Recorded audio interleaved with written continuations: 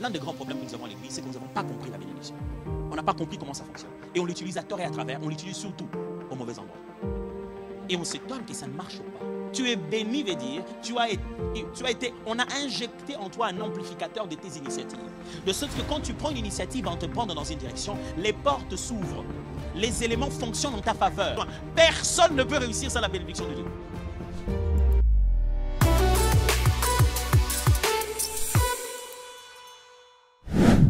Une chose, c'est parler des rôles de la bénédiction. Si nous voulons entreprendre, mes amis, on doit se poser la question, la bénédiction c'est rare. Pasteur, s'il faut entreprendre, c'est difficile comme ça. Mais tous les jours, nous on dit la bénédiction. Il y a même des assemblées où on achète la bénédiction. Tu fais ceci, tu as plus de bénédiction. Tu fais cela, tu as plus de bénédiction. Tous les jours, vous nous dites, pasteur, soyez bénis, vous nous bénissez. Moi, je suis ton père, j'étais béni. C'est pour qu'on fasse quoi de ça? L'un des grands problèmes que nous avons à l'église, c'est que nous n'avons pas compris la bénédiction. On n'a pas compris comment ça fonctionne. Et on l'utilise à tort et à travers. On l'utilise surtout au mauvais endroit. Et on s'étonne que ça ne marche pas. Et je vous l'ai dit la dernière fois, ceux qui ont été bénis par Abraham jusqu'à aujourd'hui, ils gèrent des bourses. Ils sont stratégiquement positionnés partout dans le monde. Vous savez que même ici en Belgique, il y a des domaines dans lesquels les plus forts et les plus puissants de ce domaine-là, vous le savez bien que ce sont des juifs. Et ça vient de depuis Abraham, mes amis. Une vieille bénédiction que Jacob a encore bien attribué à chaque tribu. Mais nous sommes dans une alliance meilleure. Qu'est-ce qui ne va pas? Paul résume ça comme ça dans Galates, il dit, tant que l'héritier est encore un enfant, il ne diffère de rien d'un esclave. Ça veut dire, tant que le jouisseur de droit n'a pas encore la maturité requise, il ne peut pas jouir de ses droits, comme celui qui n'en a même pas. Il est pareil à celui qui n'a pas de droits. Tu as des droits, mais tu n'as pas encore la maturité requise pour pouvoir les utiliser. Tu es pareil à tout le monde. C'est-à-dire, deux personnes marchent à pied pour aller chercher un taxi. Pourquoi? Parce que l'une d'entre elles peut conduire, mais la voiture qui est disponible n'est pas à lui. L'autre, c'est la voiture de son père, mais il n'a pas l'âge de conduire. Tant que tu n'as pas l'âge, tu peux vivre comme si tu n'avais pas de droit. Je peux répéter ça? Tant que tu n'en as pas l'âge, tu peux vivre comme si tu n'avais pas de droit. Le droit existe, mais il est à l'âge de la maturité. Et l'Église passe trop de temps à chercher le droit sans se poser la question de l'âge. Est-ce que je grandis?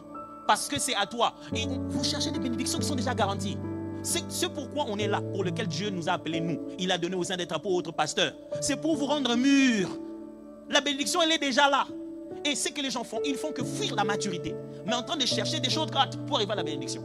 S'il peut faire de son mieux pour ne pas passer par les brisements, mais directement être béni. Pasteur, prie pour moi, impose la main, ton Dieu là, il est en train de faire quoi? Juste le brisement. Le brisement de quoi? Apprendre à demander pardon. Il n'y a pas de prière là. Il aurait dû juste aller dire vraiment pardonnez-moi. Mais il dit, je vais montrer à ma femme. Je vais lui montrer. Non, va lui demander pardon, elle avait raison. Et quand vous passez tout votre temps... c'est la femme qui est en train de rire de vous. C'est Roko qui n'a pas sa bien terre. Je fais une blague, je dis, elle arrive au mauvais moment de la prédication. Juste ça. Nous avons transformé des prédicateurs en des... Allez, je vais les appeler comment? Vous savez, ces youtubeurs qui vous donnent des raccourcis. Réussir sa vie en 5 étapes. C'est pas la prédication de la vie. C'est pas ça la prédication de l'évangile. On vous montre la voie qu'il faut suivre. On ne va pas vous trouver des raccourcis. Jésus n'est pas les raccourcis, il est le chemin. Et ce chemin-là est déjà bien tracé. Suivez simplement le chemin. Je ne vous trouverai pas une recette de 3 manières de se passer du nom de Jésus. Impossible. Il faut que ça se fasse selon la parole de Dieu, d'après les Saintes Écritures. Et la bénédiction doit fonctionner d'après la Bible. Si Dieu ne t'a pas encore donné Canaan, il te donnera la manne. Écoute-moi bien. Si Dieu ne t'a pas encore donné Canaan, il te donnera la manne. Tant que tu n'es pas encore arrivé dans le pays où coule le lait et le miel, Dieu se rassurera que dans le désert, tu as de quoi manger et de quoi boire. Quand Dieu te met dans le processus, il ne ferme pas ses ressources. Il se rassure que pendant que tu es patient, il comble tes fins du mois. Tu n'as pas eu le boulot là que tu voulais, mais tu payes toujours. Comment tu fais ça? Regarde bien, il y a un Dieu qui te prend en charge. Et finalement, cette histoire de bénédiction, qu'est-ce que je veux dire premièrement en matière de bénédiction? C'est que la bénédiction vient de Dieu seul. Je vais expliquer ça maintenant. C'est important de retenir ça. Bénédiction, ce sont de grands mots. Allez en hébreu, allez en grec, je ne vais pas vous embrouiller avec ça. On définit ça simplement dans nos langues françaises et d'origine latine. On veut juste dire un souhait, le fait de souhaiter le bien, de dire de bonnes choses sur quelqu'un. Mais dans la Bible, c'est au-delà de ça. En fait, ce n'est pas souhaiter. Parce que Dieu ne souhaite pas. Quand Dieu bénit, il promet. Parce qu'il ne dit pas des paroles en espérant qu'un plus grand que lui puisse l'accomplir. Quand Dieu bénit, c'est qu'il s'engage. Quand l'Éternel te dit je te bénis, il dit c'est-à-dire je fais ceci pour toi. Mais quand quelqu'un d'autre te dit te bénis, c'est dit que l'Éternel fasse. Mais Dieu ne met personne au travail à sa place. Dieu, quand il bénit, il s'engage lui-même de faire. Dieu ne te bénit pas en te disant vraiment mon enfant je te bénis en espérant que la vie va être compatissante vers toi. Non. C'est lui, quand Dieu te bénit, c'est qu'il fait une promesse. Il s'engage lui-même à pouvoir faire ce qu'il te dit. Il ne peut pas te bénir par un autre nom. C'est pourquoi il dit l'Éternel, je te bénis, je te fais ceci.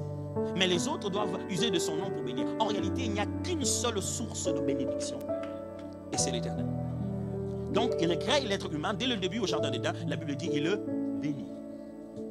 Mon frère, le verbe bénir est sorti de la bouche de Dieu avant Jésus-Christ sur la terre. Je vais répéter ça. Dieu bénit l'être humain avant qu'il devienne chrétien. La bénédiction n'est pas d'abord l'apanage de notre foi. C'est une garantie de sa paternité. C'est un équipement surnaturel pour rendre l'homme autoritaire sur cette planète. Il fallait les qualifier de façon distinctive pour qu'il ait la divinité à gérer l'humanité. Et cette qualification surnaturelle, il appelait ça bénédiction. Et il l'a donné à l'homme, avant même de pécher ou de ne pas connaître, il l'a donné juste à l'homme, pas d'église, pas de pasteur, il a créé l'être humain, il a directement béni l'homme. Dès la première minute, il savait qu'il allait en avoir besoin. Personne ne peut réussir sans la bénédiction de Dieu. Alors là, maintenant, on est perdu. Est-ce qu'il ne faut pas être chrétien pour être béni par Dieu? C'est ça le problème, c'est là tout le problème. Non, mes frères. Comment il a béni Abraham? Abraham était chrétien. Est-ce que vous savez que la bénédiction dont nous sommes bénis n'est pas la bénédiction de Christ? Nous sommes bénis de la bénédiction d'Abraham. Reconnaissez que ceux qui ont la foi, qui sont fils d'Abraham. On dirait que je vous ai embrouillé. Il fallait me dire oui, j'allais être très content.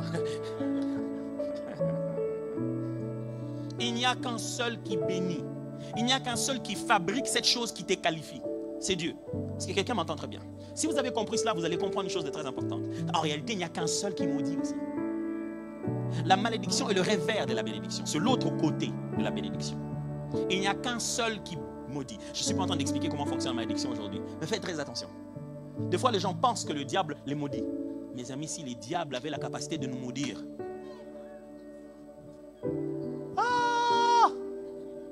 on ne serait pas comme ça. Il sait comment fonctionne la malédiction. Il sait comment nous pousser à nous y mettre à l'intérieur. Mes amis, la bénédiction, ce n'est pas Dieu. La bénédiction, c'est une chose que Dieu te donne. Tu peux partir avec loin de lui. Est-ce que vous me suivez très bien? C'est lui qui a la bénédiction, n'a pas Dieu. Il a juste reçu quelque chose que Dieu lui a donné. Alors, qui a bénédiction ne veut pas dire qu'il a Dieu. Détrompez-vous. Celui qui est béni n'a pas Dieu. Il l'a rencontré quelque part. À un moment donné, Dieu lui a fait faveur. Quelqu'un peut se promener avec la faveur de Dieu sans Dieu. La bénédiction, mes amis, ce n'est pas juste des simples paroles. C'est pour cette raison que je n'ai pas le temps de lire tous les textes parce que je dois finir. Le pasteur m'a donné un devoir de finir. C'est pourquoi quand vous lisez le texte, vous voyez que Jacob, plutôt Ésaü vient après, que Isaac ait béni Jacob. Isaac s'est fait passer pour Ésaü. Jacob s'est fait passer pour Ésaü. Isaac l'a béni. Et quand Ésaü vient, Isaac se rend compte de la supercherie, il dit oh mais j'ai béni la mauvaise personne. Ésaü est fâché, il dit bénis-moi aussi. Mais bénis-moi aussi. Le père lui dit impossible. Je n'en ai plus. Qu'est-ce qu'il avait donné? Rien. Le gars il a fui en clandestin. Il lui a rien donné. Mais il a dit les choses que je viens de prononcer là, même si je répète les paroles, ça ne fonctionne pas. Ça ne fonctionne pas comme ça. C'est quelque chose d'autre que j'ai libéré sur lui. Ce que je lui ai donné est substantiel, c'est tangible. Il a eu ça. Je ne peux pas juste les retirer en disant, bon, ok, récupère. Non, je dois devoir annuler ça en prononçant des choses contraires. Oh, j'avais prévu aussi de les bénir, mais d'une autre bénédiction. Et Ésaü commence à se dire, est-ce que tu n'as même pas quelque chose pour moi? Souvenez-vous, le jour où Jacob se rencontre avec Ésaü, Ésaü lui dit, Jacob, pourquoi tu m'envoies des choses? Je suis béni, je n'ai même pas besoin de tes trucs-là. Il était même plus aisé que la souffrance qu'a vécu Jacob pendant 14 ans à chercher une femme. Comme quoi, bénédiction ne veut pas dire bien matériel. Ça veut dire une fixation de ta destinée finale. Quand Dieu est le seul qui bénit, en fait, ça signifie il accorde la bénédiction par sa souveraineté. C'est-à-dire, il est le seul qui décide qu'il bénit. N'est-ce pas lui qui dit, j'ai aimé, c'est dans Malachie, n'est-ce pas? Il dit, Malachie 1, 2, 3. Moi, je vous ai aimé, déclare l'Éternel, et vous me demandez, en quoi donc nous as-tu aimé? Et Ésaü n'est pas le frère de Jacob? Demande l'Éternel. Or, j'ai aimé Jacob, et j'ai écarté Ésaü. Je fais de ces montagnes un pays désolé. Et j'ai livré sa patrimoine au chacal du désert. C'est Dieu qui décide. Jacob, Esaïe, dit, bon, je préfère Jacob, je vais le bénir lui. Sur base de quoi? Sur base de rien. Il n'y a rien à faire pour que Dieu vous bénisse. C'est lui qui décide la bénédiction. Mais voici la bonne nouvelle. Si vous êtes d'une race, d'un pays, d'une origine, d'une famille, qui selon vous n'a pas été bénie, il y a une autre possibilité. Vous pouvez être béni de toutes sortes de bénédictions spirituelles dans le lieu céleste en Christ. C'est pourquoi on vous parle d'entreprendre en Christ. C'est la meilleure position dans laquelle les bénédictions sont garanties. Alors si vous me dites que vous n'avez pas reçu quelque chose de la part de vos parents parce qu'ils n'ont pas eu un grand nom, en Christ, vous trouvez toutes sortes de bénédictions.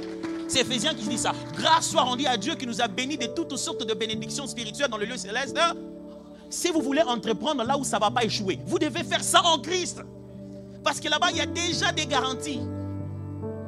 Dieu seul bénit signifie, il l'accorde par le droit paternel. Il l'accorde, par la souveraineté, c'est lui. Il l'accorde aussi par le droit paternel. Ça veut dire que Dieu laisse à ceux qui sont parents de vous bénir. Quand ils vous bénissent pas par leur pouvoir, ni par leur capacité à accomplir ce qu'ils disent. Ils vous bénissent au nom de l'Éternel. Vous avez vu la différence? C'est pourquoi il n'y a qu'une seule source de bénédiction véritable, c'est l'Éternel. Les parents, quand ils te bénissent, ils le sous-entendent, ils usent de ce droit que Dieu lui a donné de prononcer des bonnes paroles à ta faveur. Dieu lui a donné une partie, un chèque, un chéquier. Il peut signer, c'est pas lui la banque. C'est pas lui qui autorise les sorties. Mais il a un chèque. Les parents ont un chèque. Je vais rappeler ça. La relation de paternité et de maternité, la relation parentale est une relation dans laquelle Dieu a donné à certaines personnes un droit sur vous. Et la Bible appelle ça le seul commandement avec promesse. Honore ton père et ta mère. C'est le seul commandement avec promesse. Oh, je vous ai bien expliqué que veut dire bénédiction. C'est le fait que Dieu promet et s'engage lui-même. Dieu a placé le contexte de paternité et de maternité, le contexte parental. Puissiez-vous être un parent spirituel, je vais arriver à ça tout à l'heure. Mais le contexte de paternité, s'il est le père, si tu es son sang, si c'est lui qui t'a élevé, il est dans une position de dire de bonnes choses en ta faveur. J'aimerais insister sur ça. Parce que je sais que dans la plupart de nos peuples, nous avons réellement cru, fortement accepté, que nos parents nous ont vendus chez les diables, que nos ancêtres ont fait des pactes. Et ceux qui vous ont bénis, ça ne marche pas ça. Pourquoi avez-vous une si grande foi que le diable est tellement présent? Il n'y a rien qui va changer quoi. Vous pensez que les autres peuples qui réussissent, c'est parce que leurs parents les ont donnés à Dieu. Vous pensez que vous êtes du peuple qui adorait Moloch, qui donnait leurs enfants au feu. Vous êtes sûr que vos ancêtres ont fait ça? Pourquoi vous êtes bloqué dans votre tête? Aujourd'hui, allez dans les églises. La première prophétie qu'on vous donnera, un membre de famille qui est du niveau paternel, parental, vous a bloqué. Franchement, ils ont des cadenas qui ne rouillent pas. Parents, si, ayez l'habitude de bénir les enfants régulièrement. Une fois ne suffit pas, régulièrement. Avant de commencer l'école, priez pour eux. Un jour, un inattendu de rien, avant quoi que ce soit, avant de sortir, venez. Faites-les agenouiller, priez pour eux, bénissez-le. Non, mais le pasteur va vous bénir. Non, nous avons notre chèque. Mais vous, parents, vous avez aussi votre chèque. Quand Dieu veut sortir les ressources, il vérifie qui a signé. La signature des parents n'est pas remplacée par pasteur. Sachez-le très bien que la famille, le foyer est le premier service sacerdotal. C'est dans la maison que les Juifs fêtaient leur fête spéciale. Et la responsabilité d'animer la fête était entre les mains des parents. Vous avez un droit sur vos enfants que nous, pasteurs, on n'en a pas.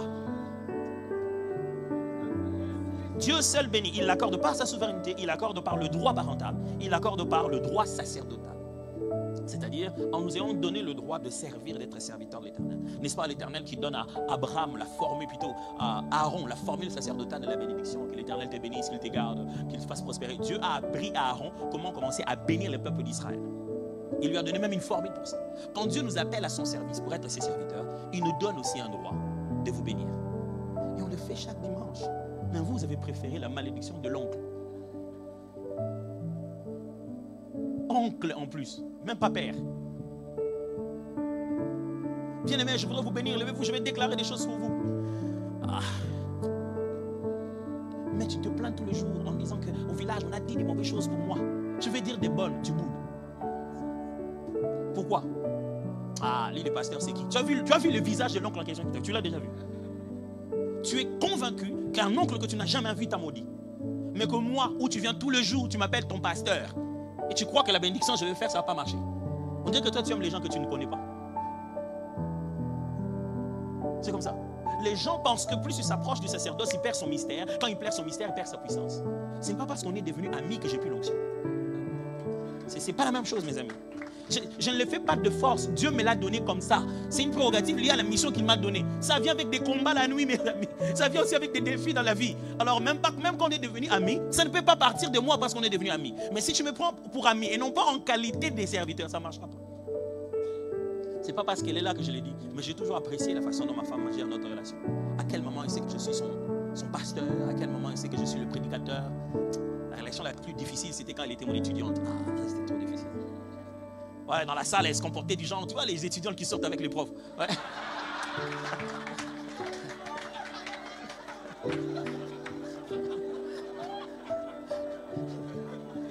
Tu sens que cette étudiante, il y a un truc avec les profs.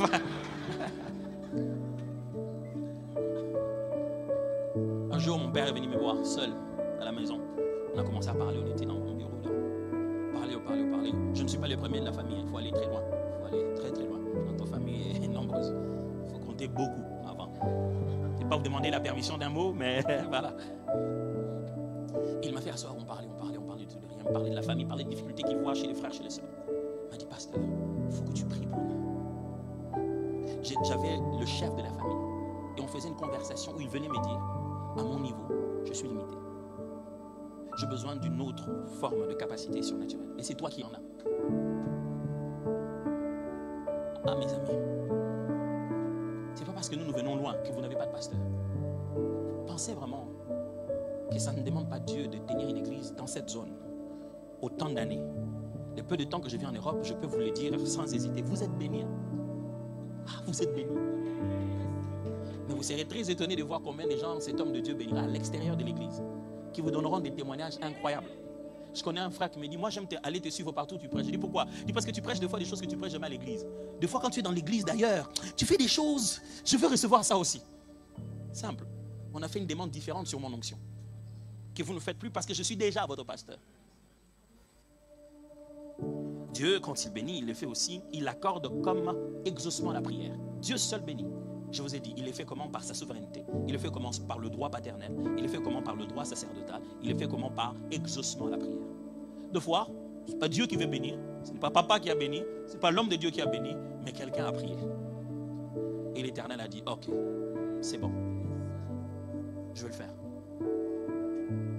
Mes frères, quand vous avez ça, cette chose qu'on appelle bénédiction, la bénédiction n'est pas un ange qui vous poursuit. La bénédiction, ce n'est pas Dieu qui va partout avec vous. Non. La bénédiction est un sceau, un pouvoir d'attraction. C'est quelque chose sur lequel vous êtes scellé de ça. Où que vous allez, les choses s'alignent. La bénédiction est un algorithme qui influence les formules finales. Je ne sais pas si vous me faites comprendre. C'est-à-dire quand vous arrivez quelque part, parce que vous êtes béni, ça tend les cœurs de gens dans une certaine direction. Il ne sait pas pourquoi, il t'a regardé et a dit, bon, écoute, je vais te faire une faveur. Qu'est-ce qui lui a demandé de te faire une faveur? Il y a une faveur éternelle qui a été placée sur toi, qui fait que chaque fois qu'on te voit, ta tête donne envie de faire faveur. C'est ce qu'on appelle une bénédiction, mes amis. Maintenant, elle ne sert à rien si vous ne faites rien. La bénédiction, c'est comme un amplificateur. Vous voyez là? Je peux beau parler ici, sur ce micro. Si là-bas, c'est éteint, mes amis. Si le système d'amplification qui est derrière. Regardez. J'ai dit quoi? Vous avez entendu quoi? Mais l'ampli fonctionnait. Tout fonctionnait. C'est moi qui n'ai rien dit. La bénédiction existe. C'est vous qui ne faites rien. Dieu a béni l'œuvre de vos mains. Vous avez pris main sans œuvre, réclamant bénédiction. Vous êtes en train de réclamer quoi, mes amis? Sincèrement. Quand Dieu dit qu'il vous a béni, vous pensez qu'il vous a fait quoi? Et je suis béni, oh. Et tu vas vieillir. Si bénir pour toi, c'est juste quoi? Le corps seulement. Tu vas vieillir avec l'âge, tu vas commencer à te plaindre. C'est normal. Tu es béni, veut dire, on a injecté en toi un amplificateur de tes initiatives. De sorte que quand tu prends une initiative à entreprendre dans une direction, les portes s'ouvrent. les éléments fonctionnent en ta faveur. Parce que ça reconnaît que c'est toi. Quand tu es béni de Dieu, même la terre sait que c'est toi. Quand tu t'en vas s'aimer là-bas, la terre sait que c'est toi. Dis non, lui il faut lui en donner 10. Là on donne aux gens 2, il faut lui en donner 10. Pourquoi? Il a été béni. Celui qui ne fait rien n'a pas besoin de la bénédiction. Or, avant que nous n'ayons rien fait, Dieu a décidé de nous bénir. Nous allons en entreprise déjà bénis. Je dois reprendre ça. Le jour où vous commencez à entreprendre quelque chose, une œuvre caritative, une entreprise, un projet sur Internet, vous y allez déjà bénis. Et c'est cette bénédiction qui va aligner les relations nécessaires. C'est cette bénédiction qui te fait penser à quelqu'un que tu n'as pu penser. C'est cette bénédiction qui fait que tu t'arrêtes au McDo du coin là où vous vous rencontrez avec lui. Tu dis, oh, vieux, mais je t'ai cherché. La bénédiction l'a cherché et l'a placé sur ton chemin. Mon frère, quand tu es béni de Dieu, la bénédiction fonctionne en ta faveur, là bien avant. La bénédiction, c'est la chose qui fait qu'on t'envoie le mail là au moment où tu t'y attendais les mois et c'était les bons moments. Tu sais, oh, un mail. Oh, ils ont dit quoi? Oh, regarde, ça tombe bien, c'est justement ce que je voulais. Écoutez, quand la bénédiction arrive, même la banque fait une promotion spéciale qu'ils n'avaient pas fait. Ils disent, ça tombe bien, on a maintenant une nouvelle promotion, on voulait lancer demain, mais puisque tu es là aujourd'hui, écoute, je te fais une faveur. Pourquoi ils lancent la promotion au moment où moi je suis venu demander ce crédit? Là seulement. La bénédiction est un précurseur qui va ouvrir les portes avant pour que tu ailles faire quelque chose. Si tu ne fais rien, tu ne la vois pas, la bénédiction. La bénédiction est pour ceux qui sont en action. Si tu ne fais rien, tu risques de croire que tu n'es pas béni. Où est-ce que tu cherches ta bénédiction? Il y a beaucoup d'entre nous qui pensent qu'être béni signifie être celui à qui les gens vont faire des faveurs. Que les gens vont juste penser à toi. Vous savez, quand on dit aux gens, vous dites, le Seigneur va vous bénir. Ah, vraiment que Dieu me bénisse, je suis là seulement comme ça. Quelqu'un pense à moi, il m'offre une voiture. La bénédiction, je vais peut-être le dire comme ça. Parce que je vais quand même le dire. Mes amis, on a peut-être grandi dans nos continents, vous le savez, je n'ai pas besoin de le répéter. Mais la bénédiction, ce n'est pas de l'aide internationale. Je ne sais pas si vous comprenez de quoi je parle. La bénédiction, ce n'est pas que quelqu'un vienne vous dire qu'il vous a aidé et vous a donné gratuitement. Il n'y a rien de gratuit. Au point qu'aujourd'hui, quand on explique aux gens dans nos églises, bénédiction, ils pensent que quelqu'un va juste venir lui donner. Non, bénédiction veut dire toi tu vas faire et ça va se multiplier. Eh, pasteur, je veux faire un témoignage. Oui, j'ai un témoignage, j'étais là seulement comme ça, quelqu'un, j'étais là comme ça, je n'avais rien fait. Il m'a dit comment ça va aujourd'hui, il m'a donné $200. Voilà comment Dieu bénit les gens. Dieu passe toujours par les gens pour bénir les gens. Ok, c'est bien, ça peut exister aussi. Moi j'ai un témoignage, oui, j'ai tenté une affaire et j'ai perdu $4000. Il faut couper les liens.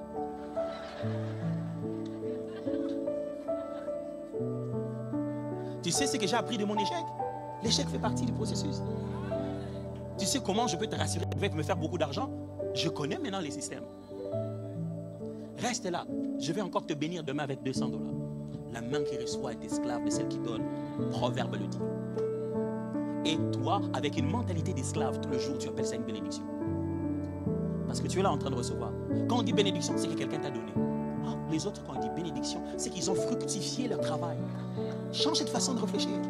Tu fais quoi? À part critiquer, commenter les vidéos des gens. Quelqu'un est en train de vendre sur une vidéo. Voilà, mes cabellos, mes las frontales. Je cherche le mot. Las les. Bon, je ne vais pas m'aventurer dans un domaine que je ne maîtrise pas. Il fait sa pub et tout. Tout ce que toi tu as trouvé à faire, c'est l'insulter. Et puis à la fin du mois, il a gagné de l'argent. Avec des insultes. Du matin au soir, tu as insulté tellement de gens et tu attends que quelqu'un te donne de l'argent, qui est la bénédiction que tu as priée. Il y a même des gens à l'église, quand ils prient la bénédiction, ils voient déjà le visage de quelqu'un. Seigneur, touche le Père. Je ne veux pas, Seigneur, compter sur l'homme. Tu peux être déçu. Mais Seigneur, touche le cœur de quelqu'un pour pouvoir me faire du bien. C'est pas comme ça que marche la bénédiction.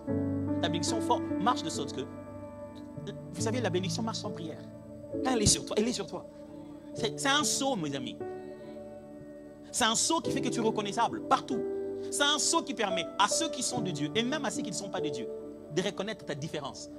Et ils appellent ça l'étoile. C'est un langage qui est venu d'Orient avec les mages. Il dit, nous avons vu son étoile. Ce qui veut dire, tout le monde peut voir quand tu es béni. Ils savent que celui-ci, il a une étoile. Est-ce que quelqu'un est prêt à utiliser la bénédiction qu'il a reçue? Tu ne verras la bénédiction agir que quand tu vas frapper dans les portes. Quand tu es en mouvement, il n'y a jamais des bonnes idées qui, dès que tu l'as pensé comme ça, tout le monde aime ça. Non, ça fait peur. C'est un peu petit, ça fait un peu peur. Mais quand l'Éternel t'a béni, avance. Avance. David n'a pas affronté Goliath parce qu'il n'avait pas peur. Non, parce qu'il était béni de l'Éternel. Et on a répandu sur lui une onction. Il s'est dit, je ne vais pas me battre pour moi-même, je me bats au nom de l'Éternel. Quand dans ton cœur, tu sais que ce que je fais, c'est pour bénéficier aux autres, l'Éternel t'utilisera toujours. N'essaye pas de pouvoir, vous savez, il y a une expression chez nous, hein, ça n'existe pas chez tout le monde, mais il y a une expression chez nous au pays, c'est une expression en lingala qui veut dire, en français par traduction, il dit, quelqu'un qui dit comme ça, le jour où moi j'aurai ce que je veux, eh bien ils prendront de l'eau par la seringue. Par une aiguille. C'est ça, non? C'est-à-dire qu'au lieu de boire de l'eau normale, ils vont... Et c'est comme ça qu'ils vont boire de l'eau.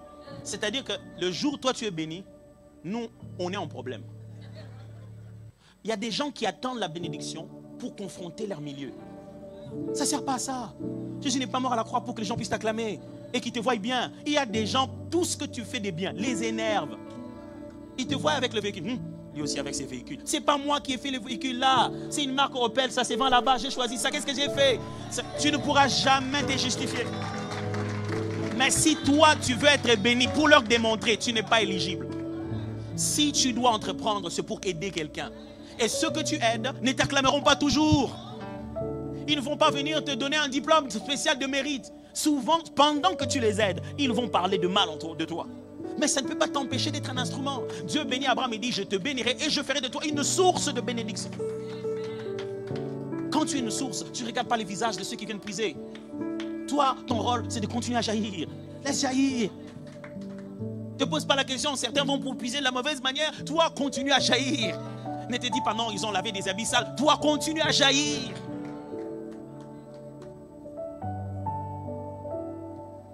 J'ai épuisé.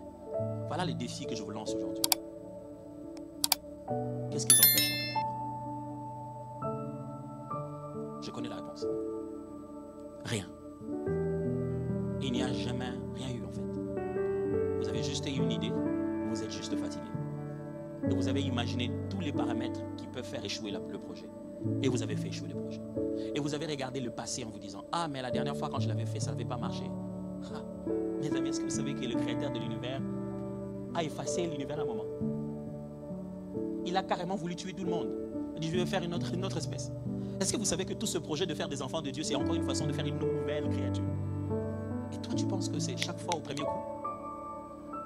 C'est pas comme ça. Quelquefois, Dieu veut que tu apprennes en plein milieu dedans.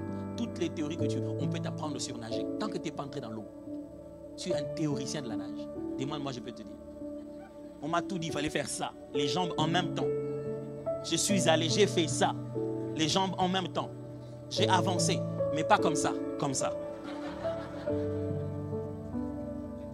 Mes amis, la piscine où on va entreprendre, c'est entreprendre. Tu ne feras pas des entraînements d'entreprise sans entreprendre. Il faut entreprendre.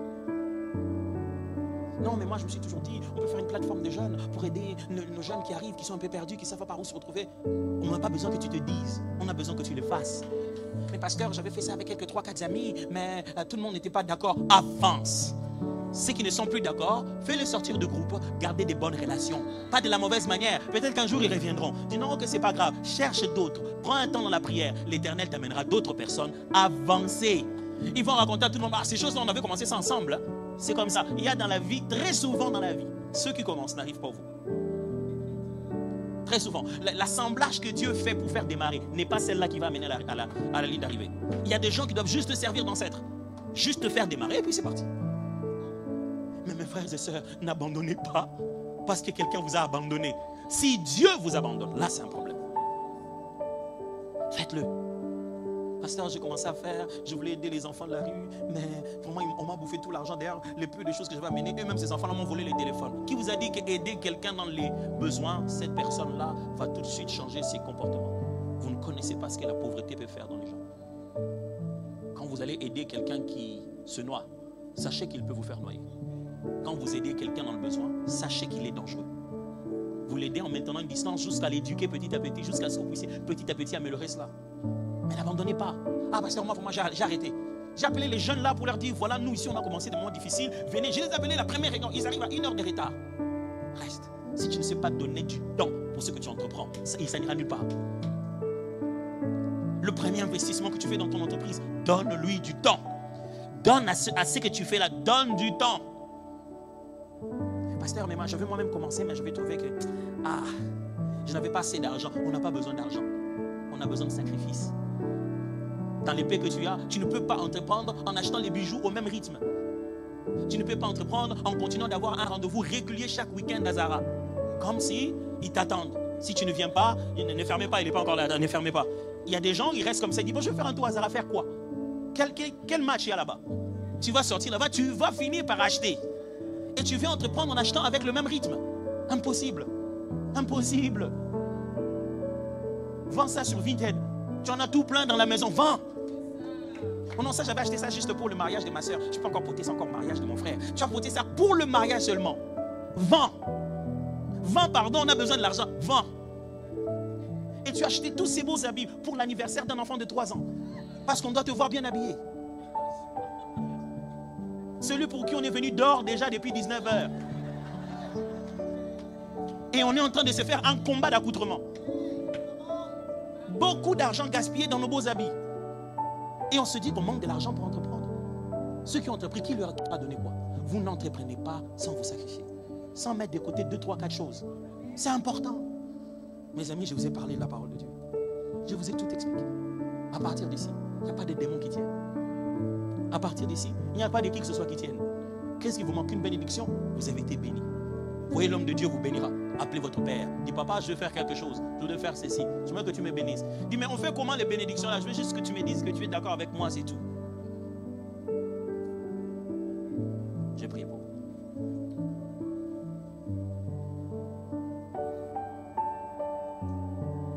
Mon Dieu.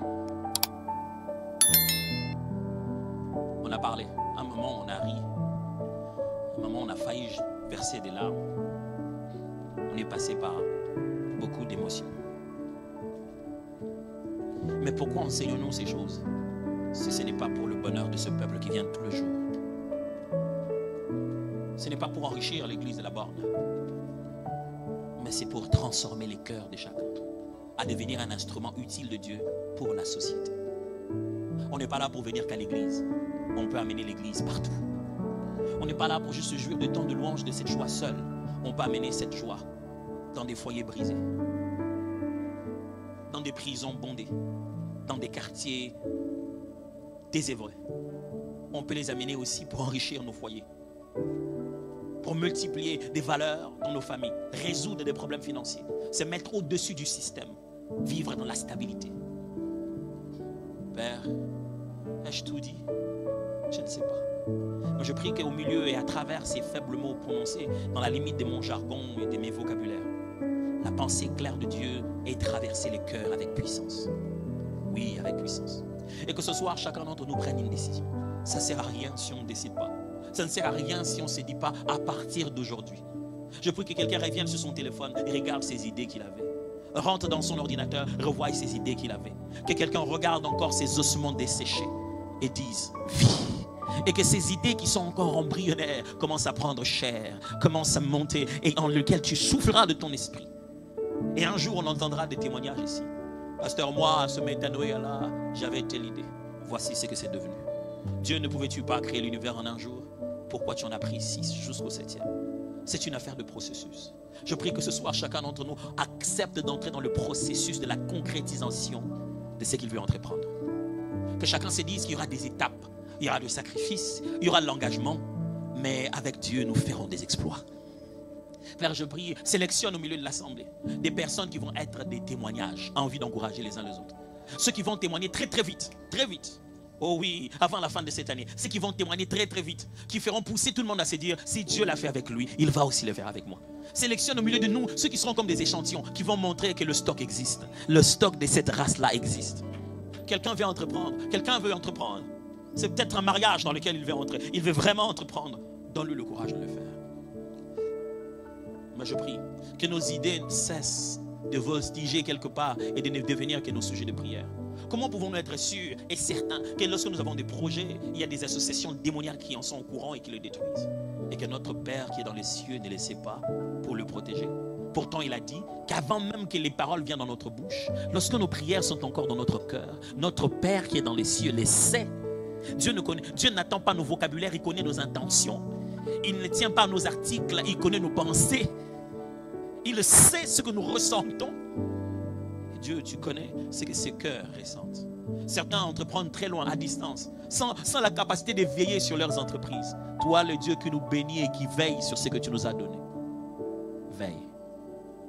Je dois prier pour tous ceux qui sont dans cette catégorie. Permettez-moi ça. Dans mon cœur, tout à l'heure, je l'ai senti. Il y a des gens qui ont placé leur investissement très loin. Très loin. Outre-mer, peut-être au pays, très loin. C'est là-bas que tu tentes d'investir. C'est là-bas que tu fournis des efforts pour investir à distance. Et tu te dis, pasteur, c'est bien tout ce que tu dis, mais moi ici et ça là-bas, comment je vais faire? Je vais prier les Seigneurs pour vous. Que Dieu fasse réussir cela. Qu'il vous donne les bonnes relations. Les gens de personnes qui seront pour vous une paix. Potiphar ne venait pas gérer sa maison. Joseph le faisait. Que Dieu vous donne des Joseph qui vont être une paix pour vous. Le jour où Pharaon a rencontré Joseph, il dit non, il faut qu'il devienne les gestionnaires de tout le pays. Que Dieu vous donne un Joseph. Si vous êtes là et que vous entreprenez, levez juste la main comme les autres l'ont fait. Merci beaucoup. Merci pour ceux qui lèvent leurs mains. Mon Dieu, mon roi, je prie. Je prie. C'est toi qui leur as donné d'initier ces choses qu'ils ont commencé. Eux-mêmes, très distants et incapables de pouvoir être réguliers à cet endroit. Dieu, tu as fait sortir Joseph du milieu de peuple d'Égypte, du milieu de peuple d'Israël, pour qu'il devienne juste un gestionnaire dans la maison d'un Égyptien. Mon Dieu, il y a tel un ami qui est né pour des temps comme ceci. Il y a un monsieur, il y a une dame quelque part qui est née pour qu'à ce moment-ci, il aide cette entreprise à pouvoir évoluer. Je prie que la bénédiction le localise, que la bénédiction l'attire, que la bénédiction le place sur leur chemin. Père mon Dieu, je prie, donne-leur des hommes et des femmes qui sont une bénédiction, une ressource divine. Donne-leur des connexions, des individus qui leur causeront du repos. Depuis qu'ils sont là, ils voient finalement les bénéfices. Depuis qu'ils sont là, ils voient finalement le travail être fait. Donne-leur des gens pour qui ils te béniront tout le jour en te disant, depuis que telle personne est venue dans cette affaire, maintenant j'arrive à dormir en paix. Je prie que cela se fasse ainsi, dans le nom puissant de Jésus. Père, tu nous as donné cette recommandation de les bénir. Je le bénis au nom puissant de Jésus. Et que cette bénédiction affecte leur affaire à distance pendant qu'ils dorment, que quelqu'un ne dorme pas pour pouvoir assurer leurs intérêts parce qu'il a été interpellé par Dieu pour être source de bénédiction pour eux. Que quelqu'un porte leur projet comme si c'était son propre fardeau. Au nom de Jésus. J'aimerais prier pour juste cette catégorie des personnes qui ont essayé d'entreprendre en famille. Vous avez déjà essayé de faire des choses en famille, vous en faites déjà. Vous avez les frères et sœurs de sang, des cousins, vous avez essayé d'entreprendre au milieu de vous. Mais jusqu'ici, ça ne décolle pas comme voulu. Je sentais dans mon cœur juste de prier pour vous. Et que les Seigneurs, au milieu de tous ces sangs-là, amènent quelqu'un que lui, il avait créé pour un temps comme celui-ci. Gardez juste votre main levée si vous entreprenez. Vous avez des projets qui sont d'ordre familial. Vous gérez une entreprise de famille, vous travaillez en famille. Juste votre main légèrement levée. Merci pour ceux qui lèvent leur main. Père, je prie d'abord pour la réconciliation dans le cœur. Tu sais que chaque fois qu'on est ici ensemble, ça devient source de plus de problèmes que de paix. Je prie la paix dans le cœur. Même si ça porte notre nom, nous tous ne sommes pas des bons gestionnaires. Permets de l'humilité dans la famille. Que certains soient capables de se dire, je me mets de côté pour que ça avance. Rendez-moi de compte, mais je ne peux pas m'ingérer dans ça. Seigneur, permets cette humilité dans nos familles. Qu'on soit capable de propulser un individu qui arrive à garantir nos intérêts à nous tous.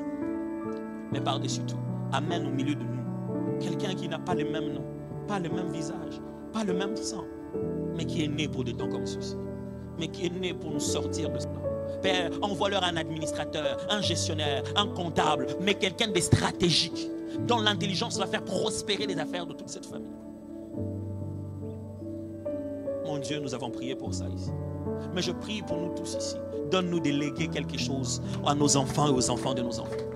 Donne-nous de ne pas envoyer nos enfants à l'école pour nécessairement imaginer chez quelqu'un d'autre où travailler. Donne-nous de leur léguer un travail, un lieu où ils s'épanouissent. Donne-nous de leur léguer une activité, une entreprise, un lieu dans lequel ils viennent s'exprimer. Donne-nous de leur faire le plus grand cadeau d'héritage. Non pas des billets de banque qui s'est dévalué avec le temps, mais une activité remplie des valeurs. Seigneur, nous n'avons pas fait tous ces séminaires et tous ces efforts juste pour entendre de belles paroles. La parole que je vous annonce est esprit et vie. Après ces séminaires, une autre histoire commence. Une autre histoire commence dans cette église.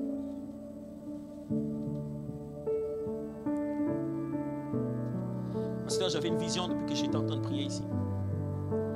J'ai vu qu'on avait placé quelque chose qui ressemble à une how do you say net in French? Toile. Une sorte de toile d'araignée. Et les gens essaient de traverser par là. On l'a placé stratégiquement comme derrière une fenêtre. Et chaque fois que les gens essaient de sortir par là, vous avez l'impression qu'ils ont avancé. Mais ce toile les a retenus. Il les a tirés jusqu'à un moment. Et puis encore, on les a bloqués, quoi. Ils essaient chaque fois de partir, mais tombent sur ce genre de toile. J'étais en train de prier Dieu. Je disais, Seigneur, c'est quoi cette affaire? Et le Seigneur, puis je priais, puis j'avais l'impression que Dieu ne veut pas tout me dire. Mais voici juste le seul message qu'il m'a demandé de communiquer. Il m'a dit, je coupais le toile. Je coupais le toile. Je pouvais comprendre que dans cette église, il y a beaucoup de regrets. Des regrets des initiatives qui se sont arrêtées en route. Dans cette église, il y a beaucoup de pertes. Beaucoup de pertes. Des gens dans cette assemblée ont fait des pertes énormes. D'abus de confiance. Des gens ont tellement donné, ont tellement tenté. Je disais, Dieu, pourquoi tu me donnes cette image? Il m'a dit, j'ai besoin de réveiller la foi de quelqu'un qui doit encore le faire une énième fois. Parce que les gens se plaignent et me disent, Seigneur, j'ai déjà fait ce qu'il dit là. En quoi ça va être différent cette fois-ci? Il dit, dis-leur que j'ai coupé le toile. Cette fois-ci, ça sera différent. Je n'ai pas besoin que vous veniez devant. Vous savez que c'est l'Éternel qui m'a parlé. Cette fois-ci, ça sera différent. L'Éternel me demande de te dire, il a coupé le toile. Il va te frayer un chemin. Il a coupé les toiles. Il va te trouver les personnes qu'il faut. Il a coupé ce toile. Il va te frayer un chemin. Ce qui donnait l'impression d'être absorbé, ça a avancé, mais et tu t'es rendu compte que c'est encore rentré dans le même système. C'est encore rentré dans ce cocon-là. Non, cette fois-ci, ça va être très, très, très différent. Oh Dieu, je ne savais pas que quand tu veux nous faire du bien, tu nous rassembles, tu nous donnes ta parole. Quel plus grand héritage que d'entendre la sagesse du Créateur. C'est toi le Créateur qui nous insuffle ta façon de faire. C'est dans notre esprit, ça entre dans nos cœurs. Oh, on a débordé dans le temps. Mais qu'est-ce que c'est que ce temps aussi précieux si ce n'est pas ce moment qu'il nous fallait dans notre destinée? Avec le respect de l'emploi du temps de chacun et de l'utilité de ce travail. Nous voulons te dire merci en fait. De nous avoir donné un pareil moment. Un pareil moment. Oui, merci. Pour ça, nous te devons des acclamations, des cris de joie. Prospère en Christ et atteins tes rêves sans renoncer à ta foi. Si tu veux réussir spirituellement et financièrement, tu es au bon endroit.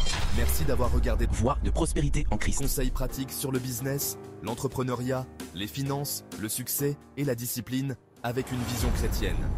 Ensemble, transformons les bénédictions en impact. Abonne-toi, active la cloche et laisse un like. Dis en commentaire ce que tu veux apprendre. Regarde la prochaine vidéo pour grandir en foi et en business. À tout de suite.